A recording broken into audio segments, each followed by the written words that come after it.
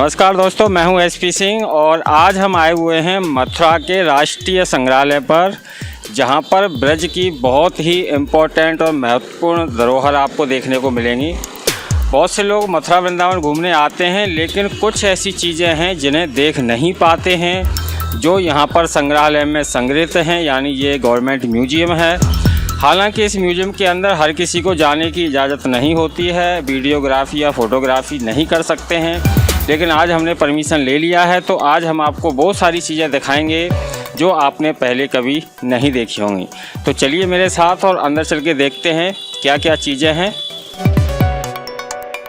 सबसे पहले आप देख रहे होंगे यहाँ पर भगवान बुद्ध की बहुत ही बड़ी अनुपम प्रतिमा बनी हुई है और इसको देखने के लिए बहुत से लोग यहाँ आते हैं, लेकिन संग्रहालय का कभी कभी गेट बंद होता है, देख नहीं पाते हैं। तो आप यहाँ पर ये देख सकते हैं। सबसे पहले ही शुरुआत में भगवान बुद्ध की बहुत ही अलौकिक प्रतिमा है। तो आप यहाँ देख पा रहे होंगे जिसमें भगवान बुद्ध जो है खड़े हुए हैं और ये बहुत ही महत्वपूर्ण प्रतिमा यहाँ पर मथुरा में मानी जाती है। इसके अंदर हम आपको वो भी चीज़ें दिखाएंगे जो चीज़ें कहीं भी भूगर्भ से खुदाई के दौरान निकली हैं या फिर बहुत ही पुरापाषाण काल की वस्तुएं हैं, उनको भी आप यहां पर देख पाएंगे। तो मेरे साथ आप अंदर चलिए और वहां पर हम आपको दिखाते हैं। चलिए, अभी हम यहां संग्रहालय के मुख्य द्वार पर आ चुके हैं। आप यहां देख रहे होंगे ये मुख्य द्वार है। इसके अंदर ही सारी वो प्रतिमाएं रखी हुई हैं जो कहीं पर खुदाई के दौरान प्राप्त हुई या फिर बहुत पुरानी हैं, इम्पोर्टेंट हैं, जिनको गवर्नमेंट की धरोहर माना जाता है, पब्लिक को दिखाने के लिए रखी गई हैं। तो उन सभी को अंदर चल के हम देखेंगे। चलिए, तो दोस्तों अब हम संग्रहालय के मेन जो गेट है उसमें प्रवेश कर रहे हैं। हमारे साथ हैं यहाँ पर डॉक्टर कृष्ण ओम सिंह जी, जो यहाँ के संरक्षक भी हैं और सारी चीज़ें इन्हें अच्छे से मालूम है। तो आज यहाँ पर अगर आप आते हैं घूमने के लिए, कभी भी आपके पास टाइम होता है, तो यहाँ पर बहुत ही विशेष चीज़ें आपको देखने की मिलेंगी जो कि आपने कहीं भी किसी मंदिर में या फिर दूसरी जगह पर आपको जहाँ नहीं मिलेंगी। बहुत ही पुराने समय की प्राचीन चीज़ें यहाँ आज हम आपको दिखाएंगे। तो सबसे पहले आप देख रहे हैं यहाँ पर ये टिकट घर है और अगर आप इंडिया के रहने वाले हैं तो मात्र 5 रुपये का टिकट यहाँ पर लगता है। बाकी हमारे साथ डॉक्टर साहब हैं। हेलो डॉक्टर साहब, नमस्कार। आपका स्वागत है हमारे प्रोग्राम में। जी। जैसे कि ये मथुरा का बहुत ही प्राचीन संग्रहालय है। इसके बारे में हम अपने दर्शकों को बताना चाहते हैं कि यहाँ पर जो भी प्राकृतिक चीज़ें रखी हुई हैं, बहुत पुरानी पुरापाषाण काल की चीज़ें हैं, तो उनके बारे में थोड़ी सी जानकारी हम आपसे लेना चाहेंगे। तो थोड़ा सा हमें आप जानकारी दें। तो दोस्तों अब हम संग्रहालय के अंदर आ चुके हैं और यहाँ पर आप मेरे पीछे दृश्य देख पा रहे होंगे। ये बहुत ही प्राचीन मूर्तियाँ हैं जिनको हज़ारों वर्षों से संग्रहित करके रखा हुआ है। डॉक्टर साहब इसकी शुरुआत कैसे हुई वो आपको बताएंगे। तो डॉक्टर साहब थोड़ा सा हमारे दर्शकों को बताइए। राजकीय संग्रहालय मथुरा की स्थापना सन 1874 ईस्वी में की गई थी। उस समय के तत्कालीन जो जिलाधीश महोदय श्री FS ग्राउज महोदय थे, उनके द्वारा इसकी स्थापना की गई थी। वर्तमान में जो बिल्डिंग है इसकी स्थापना 1930 में की गई थी और हमारे जो कचहरी पे जो निकट में जो संग्रहालय है जो कि राजकीय जैन संग्रहालय के नाम से जाना जाता है। अब इस संग्रहालय में हम आपको बता रहे हैं कुछ प्रसिद्ध कलाकृतियों के बारे में। तो दोस्तों यहाँ पर डॉक्टर साहब हमें कुछ महत्वपूर्ण चीज़ों के बारे में आपको जानकारी देंगे। तो जैसे आप यहाँ ये देख पा रहे होंगे, ये बहुत ही प्राचीन प्रतिमा हमें दिखाई दे रही है। कुषाण राजा कनिष्क की प्रतिमा है। इसको आप देख सकते हैं, इसमें ब्राह्मी लिपि में महाराजा धीराज कनिष्क करके लिखा भी है और जिससे इसकी पहचान की गई कि कनिष्क की है। ये राजदंड लिए हुए हैं और बहुत ही अच्छी और बहुत ही विश्व प्रसिद्ध ये प्रतिमा है। और इसके अलावा और हम प्रतिमाओं का, जैसे कि इनके पिता भीमकटविशस हैं, इसमें भी ब्राह्मी लिपि से लिखा हुआ है। इसी तरह से राजकीय संग्रहालय मथुरा में हजारों कलाकृतियाँ जो कि मथुरा कला की अच्छी कलाकृतियों का प्रदर्शन किया गया है हमारे संग्रहालय में, जो कि देश विदेश से जो दर्शक आते रहते हैं उनका लाभ उठाते हैं, मथुरा कला के बारे में जानते हैं और बहुत से छात्र शोधार्थी आते हैं, शोध भी करते हैं। पूरी हमारी गैलरी कलाओं से भरी हुई है, मथुरा कला से। चलिए दोस्तों, तो आगे देखते हैं क्या क्या चीज़ें हैं यहाँ पर जो आपको देखने को नहीं मिलती हैं और आज डॉक्टर साहब हमें सारी चीज़ें बताएंगे एक एक करके। तो आप ध्यान से देखें वीडियो को।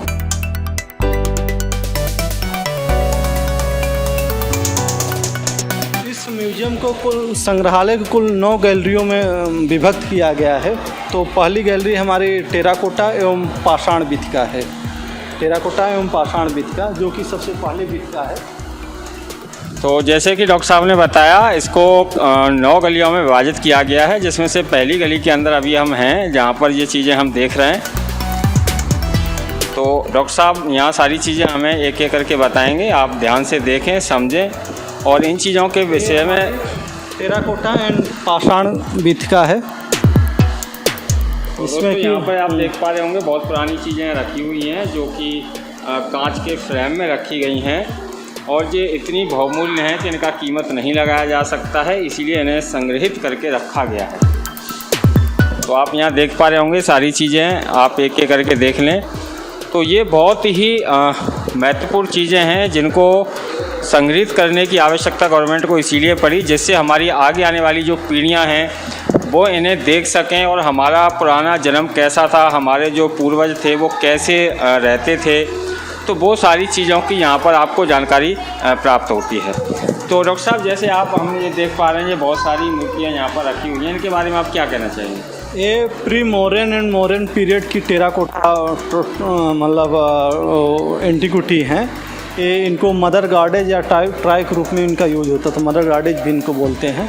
तो बहुत अच्छी किस्म की एक कलाकृतियाँ हैं, एंटीक्विटी हैं, जो कि मॉडर्न पीरियड और उनसे पहले की हैं, जो कि आज के लगभग 2500 वर्ष पुराने। 2500 वर्ष पुराने। तो जैसे कि आप देख पा रहे होंगे, इस तरीके की जो कलाकृतियाँ हैं बहुत ही छोटे आकार में बनी हुई हैं, लेकिन बहुत ही स्पष्ट हैं। मैं चाहूँगा आप थोड़ा सा जूम करके इनको दिखाएं, जिससे लोगों को इनका पीरियड के बाद शुंग काल के आ जा रहे हैं। शुंग काल की बहुत अच्छी टेराकोटा ब्लॉक वगैरह हैं, इसमें देवी देवताओं विभिन्न मतलब लोगों की आकृतियाँ मतलब उकेरी गई हैं। इसके बाद कुषाण, इसके बाद ये कुषाण कालीन मूर्तियाँ हैं सभी। और उसके बाद यहाँ भी आप देख पा रहे होंगे, ये वो प्राचीन मूर्तियाँ हैं जो ज़मीन की खुदाई के दौरान पाई गई और गवर्नमेंट ने इन्हें अपने कब्जे में लिया और इस गवर्नमेंट संग्रहालय में इनको स्थापित किया गया है, जिससे इनको सुरक्षित रखा जा सके और हमारी आगे आने वाली पीढ़ियाँ इन्हें देख सकें और अपने पूर्वजों के ऊपर अध्ययन कर सकें, उनसे कुछ सीख सकें। तो वो सारी चीज़ें हमें संग्रहालय में मिलती हैं। आज की डेट में आपने बहुत सी नई नई चीज़ें देखी होंगी जो कि मार्केट में उपलब्ध हैं और नई टेक्नोलॉजी के साथ बनाई जाती हैं, लेकिन ये उस समय की कलाकृतियाँ हैं जिस समय पर टेक्नोलॉजी बिल्कुल भी नहीं थी, लोगों ने अपने हाथों से इन्हें उकेरा था। तो इस तरीके का जो ज्ञान है जो आज हम टेक्नोलॉजी से प्रयोग करके बनाते हैं, हमारे पूर्वज कितने ज्ञानी रहे होंगे कि उन्होंने इस तरह की चीज़ें केवल अपने हाथों से बनाई थी। तो आप ये भी समझ सकते हैं। तो बाकी हम आगे चलते हैं और आपको बड़ी बड़ी प्रतिमाएं दिखाते हैं।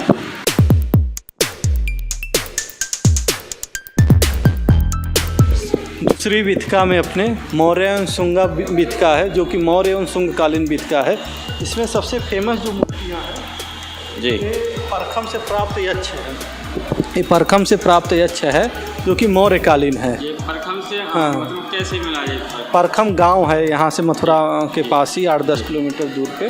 तो परखम से खुदाई में मिला था ये, तो परखम से प्राप्त यक्ष है, ये बहुत ही। तो जैसे कि दोस्तों आप देख पा रहे होंगे, ये इतनी विशालकाय जो प्रतिमा है, मथुरा का ही एक गांव है परखम, जिसमें खुदाई के दौरान ये प्रतिमा प्राप्त हुई और वहाँ से इसे गवर्नमेंट ने अपने कब्जे में लेकर यहाँ संग्रहालय में रखा गया है, जिससे इसे सुरक्षित रखा जा सके और आगे आने वाली पीढ़ियाँ हमारी ये देख पाएँ कि इस तरीके की प्रतिमाएँ, बहुत सारी प्रतिमाएँ होंगी जो आज भी हमें प्राप्त नहीं हुई हैं।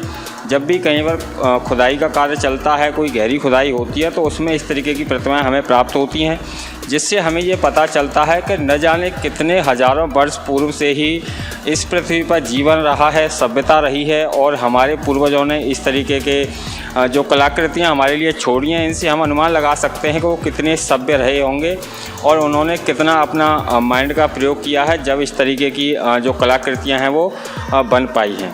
डॉक्टर साहब आगे और आप क्या दिखाना चाहेंगे? मौर्य के बाद शुंगकालीन, मौर्य पीरियड के बाद अब शुंगकालीन के यक्ष देखिए इस तरह से है। तो दोनों में हम इस तरह से डिवाइडेशन कर रहे हैं कि मौर्य काल में कैसे थी, शुंग काल में कैसे कला थी। इसके बाद हम आपको कुषाण काल की कला बता रहे हैं। डॉक्टर साहब का कहना है कि जिस तरीके से हमारा काल चेंज होता गया, उसी तरीके से हमारे जो पूर्वजों की कलाकृति बनाने की जो विधि थी वो भी चेंज हुई, और उसी तरीके से हमारी प्रतिमाएं भी चेंज होती चली गईं। और उसी तरीके से आज हम मॉडर्न युग में आ चुके हैं, जहाँ पर सारी चीज़ें कंप्यूटराइज बनाई जाती हैं, लेकिन ये सारी चीज़ें केवल शिल्पकारों द्वारा हाथ से बनाई गई थी।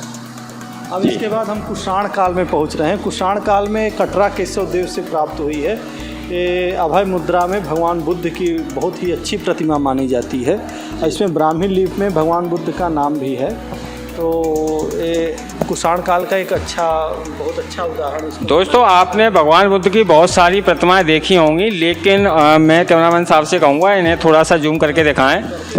इस तरीके की अलौकिक प्रतिमा आपने पहले कभी नहीं देखी होगी। ये इतनी साफ़ सुथरी प्रतिमा है कि इसमें हर चीज़ एकदम क्लियर दिखाई दे रही है, और उसी टाइम का जो लिपि थी उसी में इसमें लिखा भी हुआ है। तो ये सारी चीज़ें हर किसी को देखने को नहीं मिलती हैं। हम जो आज की चीज़ें देखते हैं वो कंप्यूटर से बनाई हुई होती हैं, लेकिन जो वो चीज़ें हैं जिन्हें हमारे पूर्वजों ने अपने हाथों से बनाया और इतना सुंदर और स्पष्ट बनाया, इन्हीं प्रतिमाओं की वजह से आज हमारे जो पुस्तकों में इनके बारे में जीवनी पढ़ाई जाती है या कोई भी चीज़ पढ़ाई जाती है, हम इनके बारे में ज्ञान प्राप्त करते हैं, वो सारी चीज़ें हमें इन्हीं से प्राप्त होती हैं। इनके ऊपर वैज्ञानिक रिसर्च तक होता है और उससे पता चलता है कि ये प्रतिमा कितने हज़ार वर्ष पुरानी है। तो ये सारी चीज़ें संग्रहालय में इसीलिए संग्रहित की जाती हैं जिससे कि हमारे जो वैज्ञानिक हैं या शोधकर्ता हैं वो इन पर शोध कर सकें और हमारी आगे आने वाली पीढ़ी को ये बता सकें कि हमारे जो पूर्वज हैं वो कब से चले आ रहे हैं और कितनी पुरानी हमारी सभ्यता है। तो डॉक्टर साहब, आगे आप क्या दिखाना चाहेंगे? आगे कुषाण गैलरी में आपको भगवान बुद्ध और हिंदू देवी देवताओं, कुबेर, बहुत सारी प्रतिमाएं आपको मिल जाएंगी। जैसे देखिए कुबेर हैं, ये भी कुषाण कालीन है। मथुरा कला कुषाण काल में अपने चरम स्वर्ण काल कर सकते हैं उसको। मथुरा कला कुषाण काल में बहुत अच्छा फला फूला काफ़ी प्रतिमाओं का निर्माण हुआ। ये बौद्ध धर्म के अलावा हिंदू धर्म, बौद्ध धर्म, जैन धर्म, तीनों धर्मों का, इसमें बड़ी बड़ी प्रतिमाएं बोधिसत्व को देख सकते हैं। बुद्ध के जीवन संबंधित दृश्य दे सकते हैं। चारों दृश्य हैं भगवान बुद्ध के जन्म से लेके, ज्ञान प्राप्त से लेके और महापरिनिर्वाण से संबंधित दृश्य। ये सब बहुत अच्छी ये भी कलाकृति है। इससे आप बहुत सारा ज्ञान अर्जन कर सकते हैं भगवान बुद्ध के बारे में। आप इस प्रतिमा को थोड़ा सा जूम करके दिखाएं। बहुत से लोगों को ये समझ में नहीं आ पा रहा होगा कि इसमें क्या क्या बना हुआ है। इसके लिए बहुत बड़े बड़े जो आज के डेट में हम जिन्हें वैज्ञानिक बोलते हैं, इसी तरीके से हमारे जो प्रतिमाओं के कलाकार होते हैं वो इसमें हर चीज़ को पढ़कर आपको बता सकते हैं कि इसमें क्या चीज़ कैसे दर्शाई गई है और क्यों दर्शाई गई है। इसी तरीके की प्रतिमाओं के ऊपर बहुत बड़े बड़े लेख भी लिखे गए हैं। पुराने काल में जो प्रतिमाएं बनाई जाती थी उनका एक उद्देश्य होता था, उनसे लोगों को कुछ जानकारी दी जाती थी। ये चित्र वो चित्र हैं जो अपने आप में बोलते हैं। तो इनको समझने के लिए हमें इसके बारे में पहले से ज्ञान प्राप्त करना होता है। इसके बारे में हमें डॉक्टर साहब ही बता सकते हैं क्योंकि इन्हें इसके बारे में पूरा नॉलेज है। तो हम डॉक्टर साहब से ही पूछेंगे आगे में क्या है। और अब आगे कुषाण काल में ही अब देखिए भगवान सूर्य हैं। आप देखते होंगे कि अभी 7 घोड़े का सूर्य का देखते हैं, पर शुरुआत में जब हम देखेंगे सूर्य के 2 घोड़े थे, फिर 4 घोड़े हुए, उसके बाद क्रम से फिर इसके बाद तब 7 घोड़े का स्वरूप आया। कैसे कैसे इनका विकास हुआ, तो आर्कोलॉजिकल व्यू से हम ये भी देख सकते हैं कि देवी देवताओं को किस तरह से विकास हुआ, इनके बनावट, इनकी कला शैलियों का किस तरह से कलाकारों के द्वारा। जैसे कि ये बहुत बड़ी आकृति है, इसके बारे में क्या बताएंगे? ये पिलर का बेस है। जैसे कोई मंदिर मठ में पिलर जो खड़े होते थे तो इनका बेस है। इसमें भी देखिए ब्राह्मी स्क्रिप्ट में लिखा हुआ है सब। देखिए, अगर आप इस पिलर के बेस को देखेंगे, जब भी आपने मंदिर बने हुए देखे होंगे पुराने समय में, तो ये सबसे नीचे बेस में लगाया जाता था। कोई खम्भा होता था, उसके नीचे लगाया जाता था। इसमें आप देख रहे होंगे बीच में एक गड्ढा भी है। ये गड्ढा उस सपोर्ट के लिए होता था जिससे पिलर कभी हिले नहीं। यही कारण है कि हज़ारों वर्ष पुराने मंदिर आज भी मौजूद हैं, जबकि उस समय पर इस तरीके का सीमेंट का प्रयोग नहीं होता था, सरिया का प्रयोग नहीं होता था। तो उसका एक ही रीज़न था कि हम जो पत्थरों की कटिंग करके उस तरीके से डिज़ाइन किया जाता था कि जिससे वो पिलर कभी ख़राब ही ना हो। तो ये पिलर इसीलिए कभी ख़राब नहीं होते थे और ये बहुत बड़े बड़े पत्थरों के बनाए जाते थे। पत्थरों में खांचे काटे जाते थे और एक पत्थर दूसरे पत्थर में खांचे के साथ फंसाया जाता था, जिससे कि वो पिलर ना तो कभी हिलता था और ना ही कभी टूटता था। तो ये सारी चीज़ें हमें संग्रहालय में आने के बाद ही पता चलती हैं और बेसिकली कोई व्यक्ति इस नॉलेज को नहीं जान पाता है। आज के समय में तो आप जानते ही हैं, सरिया गिट्टी बजरी लगाकर पिलर तैयार कर दिया जाता है और उसकी जो म्याद होती है 25, 30 या 40 साल होती है। लेकिन जो यहाँ चीज़ें रखी हुई हैं ये पहले से ही हज़ारों वर्ष पुरानी हैं और आगे आने वाले न जाने कितने वर्ष ये ऐसे ही सुरक्षित रहेंगी। तो डॉक्टर साहब, जैसे कि ये छत्र है, बड़ा छत्र है, ये किस काम का है और कहाँ पर लगाया जाता है? जैसे भगवान बुद्ध या जैन जो मतलब इनके देवता थे, महावीर स्वामी थे, ते जो जैसे जहाँ बैठते थे तो छत्र लगाया जाता था। आज भी छत्र की परंपरा है, जो महापुरुष होते हैं या जो हमारे वो, तो ये छत्र लगाने का मतलब ये छतरी टाइप की थी और शुभ चिन्हों से। तो दोस्तों, आप यहाँ पर ये देख पा रहे होंगे, यहाँ पर ये एक छत्र है। आपने देखा होगा, अभी टीवी में भी देखा होगा, जब भी कोई बड़ा व्यक्ति आता है उसके ऊपर एक छाता लगाया जाता है। ये वही छाता है पुराने समय का, लेकिन ये पूरा पत्थर से बना हुआ है। इस पर अलौकिक कलाकृतियाँ भी करी हुई हैं। इनसे ये पता चलता है कि ये धार्मिक है और इसमें बहुत सारी चीज़ें छुपी हुई होती हैं जो कि हम नहीं पढ़ सकते हैं। जो इनके ज्ञाता हैं, जो इनके जानकार हैं, वो एक एक चीज़ को स्पष्ट करके बता सकते हैं कि इसमें क्या है। तो आप ये समझ सकते हैं आज के समय का ये छाता है, जबकि पत्थर का है। कई कुंटल वजन इसके अंदर होगा, तो व्यक्ति तो शायद इसे उठा नहीं सकते हैं। और पुराने समय में कैसे ये छत्र लगाया जाता होगा वो आप समझ सकते हैं। देखिए, यहाँ पर ये छत्र लगा हुआ है, सामने आप ये देख रहे होंगे। तो यहाँ पर भगवान बौद्ध की नीचे प्रतिमाएं रखी हुई हैं और उनके ऊपर ये छत्र, जो कि प्योर पत्थर का बना हुआ है, बहुत ही भारी है और इसको पुराने समय में इसी तरीके से छत्र लगाया जाता था। ये यहाँ पर दिखाया गया है। और डॉक्टर साहब, आगे आप क्या दिखाना चाहेंगे? आगे हम गुप्त काल में पहुंच रहे हैं। गुप्त काल में एक A5 भगवान बुद्ध की खड़ी हुई प्रतिमा है, जो कि एक राष्ट्रपति भवन में भी है। बहुत ही अच्छी सुंदर प्रतिमा है, आप उसका अवलोकन कर सकते हैं। ये देखिए, खड़े हुए बुद्ध हैं भगवान, देखने से कितने। तो आप यहाँ सामने देख रहे होंगे, भगवान बुद्ध की स्पष्ट खड़ी हुई सुंदर और अलौकिक प्रतिमा है। ऐसी प्रतिमाओं के दुर्लभ दर्शन कुछ ही लोगों को हो पाते हैं। हर व्यक्ति इस तरीके की प्रतिमाएं नहीं देख पाता है, क्योंकि ये प्रतिमाएं बहुत ही अंदर हैं, संग्रहित हैं और ये सुरक्षित रखी गई हैं, जिससे कि इनको नष्ट ना किया जा सके, कोई इनको चोरी ना कर ले। आपने पता ही होगा, हमारे देश पर बहुत सारे आक्रांता आए, बहुत सारे आक्रमण हुए। उन लोगों ने हमारे यहाँ से राष्ट्रीय धरोहर को चुराया। तो राष्ट्रीय धरोहर में जो हमारी सबसे अमूल्य धरोहर थी, वो ये प्रतिमाएं थीं। इन प्रतिमाओं की कीमत का अंदाज़ा आप नहीं लगा सकते हैं। अगर आपको इस तरीके की प्रतिमा स्पष्ट रूप से देखनी है तो आप यहाँ मथुरा के अंदर इस राष्ट्रीय संग्रहालय में आकर देख सकते हैं, जो मथुरा का डैम्पियन नगर स्थित ये संग्रहालय है, जो मथुरा के बीचों बीच पड़ता है।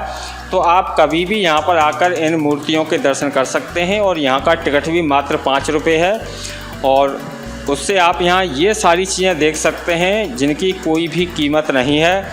और अगर आप अपने जीवन में अपने जो पूर्वज हैं उनके दर्शन भी नहीं कर पाते हैं तो फिर जीवन में और आगे क्या कर पाएंगे। तो ये सारी चीज़ें देखने की होती हैं।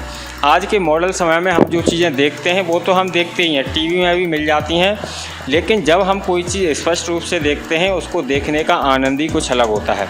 तो आप यहाँ आगे और भी आप देख सकते हैं, बहुत ही विशेष प्रकार के यहाँ पर मूर्तियाँ हैं। जैसे आप ये पिलर देख रहे होंगे, आज के समय में जो पिलर कंक्रीट से बनाया जाता है ये वही पिलर है जो कि प्योर पत्थर का बना हुआ है। हज़ारों साल पुराना ये पिलर है, इसमें मूर्तियाँ भी करी हुई हैं। तो ये सारी चीज़ें हमें ये दिखाती हैं कि आज की टेक्नोलॉजी से ज़्यादा अच्छे कलाकार पहले हुआ करते थे। किसी भी पत्थर को जब तराशा जाता है, अगर उस पत्थर में छोटी सी भी गलती हो जाए तो पूरा का पूरा पत्थर चेंज करना पड़ता था, क्योंकि पहले ऐसा नहीं होता था कि पत्थर में कुछ सीमेंट चिपका दिया जाए या कुछ और कर दिया जाए जैसे आज के समय में होता है। तो पहले इतने स्पष्ट और बहुत ही बेहतरीन कलाकार हुआ करते थे जो एक ही बार में चीज़ों को सही बनाते थे। तो आप यहाँ देख रहे होंगे बहुत सारी मूर्तियाँ हैं, जो कि कुछ मूर्तियाँ यहाँ पर खंडित भी हुई हैं तो ये खंडित होने का कारण एक ही है, जब हमारे देश पर आक्रमण हुआ, विदेशी लोग यहाँ आए, उनको इस तरीके की हमारे जो पूर्वजों की सभ्यता है वो पसंद नहीं आई, तो कुछ जो अमूल्य धरोहर थी उनको उन्होंने चोरी किया मंदिरों से, मठों से, और जहाँ पर वो उन्हें चोरी नहीं कर पाए, निकाल नहीं पाए, तो उन सारी चीज़ों को वो तोड़ फोड़ कर गए, जिससे वो प्रतिमाएं आज खंडित हो चुकी हैं। तो आप यहाँ देख पा रहे होंगे वीडियो में, बहुत सारी प्रतिमाएं ऐसी हैं जिनके साथ टूट फूट हुई है। इस संग्रहालय के अंदर ख़ास तौर पर भगवान बुद्ध की सबसे ज़्यादा प्रतिमाएं हैं। तो आप इससे भी अंदाज़ा लगा सकते हैं कि हमारे देश में जो बौद्ध धर्म का प्रचार प्रसार है वो किस हद तक हुआ है। यहाँ पर बहुत सारी प्रतिमा हैं भगवान बुद्ध की, जिसमें कुछ प्रतिमाओं के साथ टूट फूट हुई है, जिनको हम खंडित प्रतिमाएं भी बोल सकते हैं। तो यहाँ पर ये बहुत ही महत्वपूर्ण चीज़ें हैं जिन्हें आज हम आपको दिखा रहे हैं। तो इसी तरीके से आप आगे भी देख सकते हैं, बहुत ही विशालकाय संग्रहालय है ये। इसे आप देखते रहेंगे, देखते देखते आपका पूरा दिन निकल जाएगा। इसमें टोटल 9 गैलरियाँ हैं जहाँ पर सारी प्रतिमाएँ हैं। कुछ कलाकृतियाँ ऊपर भी दर्शाई गई हैं जो कि फ़ोटो में दर्शाई गई हैं। वो फ़ोटो भी उन्हीं प्रतिमाओं के हैं जिन्हें आप देख रहे हैं। तो आगे आप आके और देख सकते हैं कि क्या क्या चीज़ें हैं। इस तरीके से ये अलग अलग गैलरियाँ भी बनाई गई हैं, तो इनको भी आप देख सकते हैं। इसमें सभी देवी देवताओं की प्रतिमाएं आपको मिल जाएंगी, सभी धार्मिक प्रतिमाएं आपको यहाँ पर मिल जाएंगी। आप यहाँ मेरे पीछे देख पा रहे होंगे ये किस तरीके की प्रतिमा है। ये सभी तरफ से इसमें चित्र बना हुआ है एक ही जैसा, और ये एक पिलर है। पहले राजा महाराजा जो हुआ करते थे तो उस समय पर इस तरीके की कलाकृति बनाई जाती थी, उनके भवनों में लगाई जाती थी, जिससे कि उनकी भवनों की सुंदरता बढ़ाई जाती थी। आप यहाँ पर ये सामने पीछे देख रहे होंगे कितनी विशेष रूप से प्रतिमा बनाई गई है, और इसमें पूरा मंदिर भी दर्शाया गया है। और इसमें इतनी छोटी छोटी कलाकृतियाँ हैं। ये भगवान के नीचे भी बहुत सारे लोग यहाँ पर बैठे हुए हैं जो हाथ जोड़कर बैठे हुए हैं। तो ये पूरी कलाकृति एक ही है और एक ही पत्थर में से बनाई गई है। तो इस तरीके की मूर्ति मुझे नहीं लगता कि आज के समय में बनाई जा सकती है। पहले बहुत ही सूझबूझ के साथ इतने अच्छे स्पष्ट कलाकार शिल्पकार होते होंगे जिन्होंने इस तरीके की रचनाएं की। तो साथ ही और आप देख लीजिए, वीडियो काफ़ी लंबा होता जा रहा है। अगर आपको इन सारी चीज़ों की जानकारी लेनी है तो उसके लिए आपको यहाँ आना ही पड़ेगा। हम केवल आपको वीडियो में दिखा ही सकते हैं, लेकिन वो अनुभव नहीं करा सकते जो आप कर सकते हैं। तो यहाँ पर आकर आप एक बार देखेंगे तो आपको सारी चीज़ें अच्छी लगेंगी और आपको सुकून भी मिलेगा, और आपको वाकई महसूस होगा कि आपने कुछ अच्छी चीज़ों को आज देखा। तो इस वीडियो में इतना ही, बाकी चीज़ें आप देखते रहिए। नमस्कार।